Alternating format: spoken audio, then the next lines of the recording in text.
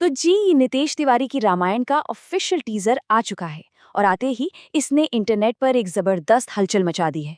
चलिए आज इसी टीजर की एक एक बात को समझते हैं और देखते हैं कि आखिर ये इतनी बड़ी सनसनी क्यों बन गया है। टीजर की शुरुआत होती है इसी शक्तिशाली लाइन से।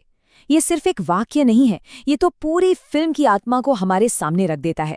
मतलब शुरू से ही एक बहुत गहरा और ग्रैंड माहौल बना दिया गया है और हमें तुरंत याद दिलाया गया है कि ये कहानी त्याग और कर्तव्य की है। एक ऐसी फिलॉसफी जो आज भी उतनी ही रेलेवेंट है। और इस माहौल का असर देखिए जरा। टीजर रिलीज होने के महज 3 से 4 दिनों के अंदर इसने 7.5 मिलियन से भी ज्यादा व्यूज बटोर लिए।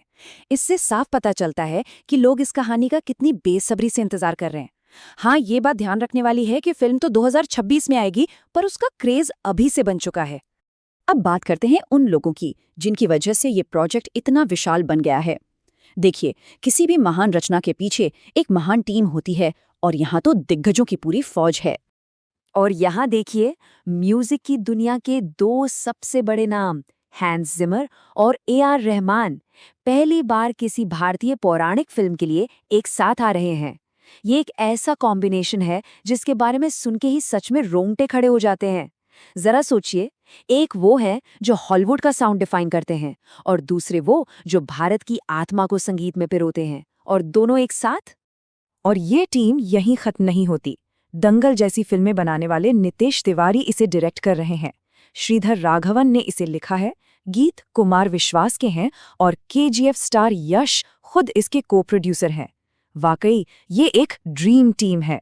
चलिए अब उस चीज पर आते हैं जिसकी सबसे ज्यादा चर्चा हो रही है, फिल्म के विजुअल्स। टीजर ने ये तो साफ कर दिया है कि ये देखने में एक बिल्कुल ही अलग लेवल का एक्सपीरियंस होने वाला है। टीजर में एक बहुत ही अहम सीन दिखाया गया है जहां भगवान राम स्वर्ण मृग का पीछा कर रहे हैं। ये वही पल है जो कहानी को एक नया मोड़ देता है और सीता हरण की वजह बनता है। और जिस तरह से इसे शूट किया गया है, कमाल है। और फिर आता है पुष्पक विमान का वो शॉट जिसे देखकर तो सच में सांसें थम जाती हैं। रावण का उस उड़ते हुए रथ पर ग्रैंड एंट्रेंस, ये सीन वादा करता है कि इंडियन सिनेमा में विजुअल इफेक्ट्स का एक नया बेंचमार्क सेट होने वाला है। और जब हम हॉलीवुड लेवल विजुअल्स की बात कर रहे हैं तो ये कोई खोखला दावा नहीं है। इस फिल्म का वीएफएक्स कर रहा है DNEG स्टूडियो। अगर ये नाम नहीं सुना तो बस इतना जान लीजिए कि इन्होंने 8 बार ऑस्कर जीता है, तो अब अंदाजा लगाया जा सकता है कि स्क्रीन पर क्या देखने को मिलने वाला है। एक महान कहानी को महान किरदारों की जरूरत होती है और उन किरदारों को निभाने के लिए महान एक्टर्स की। तो आइए देखते हैं कि इस फिल्म में कौन इन आइकॉनिक भूमिकाओं में नई जान फूंक रहा है। तो भगवान राम के रूप में है रणबीर कपूर, जो एकदम राजसी, शांत और शक्तिशाली दिख रहे हैं। साई पल्लवी सीता के किरदार में नेचुरल ब्यूटी और ग्रेस ला रही हैं। यश का रावण का लुक देखिए, खतरनाक और प्रभावशाली। और हर किसी को तो बस सनी देओल को हनुमान के रूप में जय श्री राम कहते सुनने का इंतजार है, जबकि रवि दुबे लक्ष्मण बनकर इस दमदार कास्ट को पूरा कर रहे हैं। इन सभी बातों को अगर एक साथ रख कर देखें तो एक बड़ा सवाल उठता है, क्या ये फिल्म इंडियन सिनेमा के लिए एक नया बेंचमार्क सेट करने जा रही है? देखिए, मेकर्स ने इसे एक बहुत बड़ा सिनेमैटिक इवेंट बनाने की प्लानिंग की है। फिल्म 2 पार्ट्स में रिलीज होगी। पहला पार्ट दिवाली 2026 में और दूसरा दिवाली 2027 में। ये अपने आप में इसके विशाल स्केल को दिखाता है। इसी वजह से इसकी तुलना अभी से ही बाहुबली और RRR जैसी बड़ी फिल्मों से होने लगी है।